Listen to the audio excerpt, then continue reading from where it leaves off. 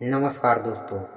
प्राचीन काल में जब देवताओं और दैत्यों के बीच निरंतर संघर्ष होता रहता था, तब असुरों के गुरु शुक्राचार्य अपनी तपस्या और विद्या के कारण अत्यंत शक्तिशाली माने जाते थे। उन्होंने कठोर तप करके भगवान शिव को प्रसन्न किया। शुक्राचार्य हिमालय के गुफाओं में बैठकर वर्षों तक कठोर तपस्या करने लगे। उन्होंने भोजन और जल त्याग दिया और केवल प्राणायाम के सहारे अपने जीवन को बनाए रखा।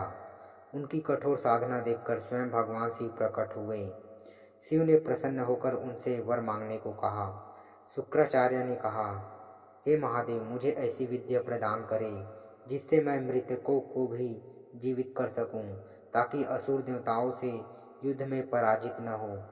भगवान शिव ने उनकी कठोर तपस्या और निष्ठा को देखकर उन्हें मृत संजीवनी विद्या का वरदान दिया।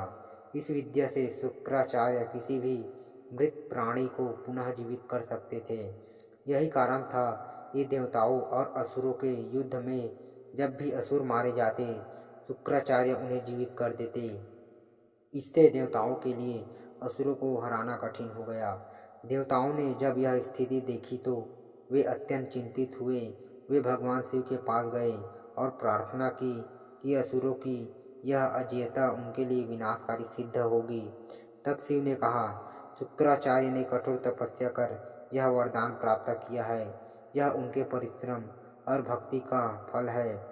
शिव के इस उत्तर से देवताओं को यह शिक्षा मिली कि तप और साधना करने वाला चाहे देव हो या दैत्य, ईश्वर की कृपा पा सकता है।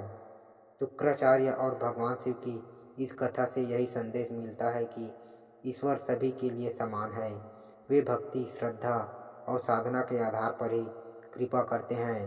साथ ही यह भी शिक्षा मिलती है कि ज्ञान और शक्ति का उपयोग सदैव धर्म और कल्याण के लिए होना चाहिए, अन्यथा यह विनाश का कारण बन सकता है। इस प्रकार शिव और शुक्राचार्य की कथा हमें भक्ति, तपस्या, समानता और शक्ति के सही प्रयोग की महत्ता सिखाती है।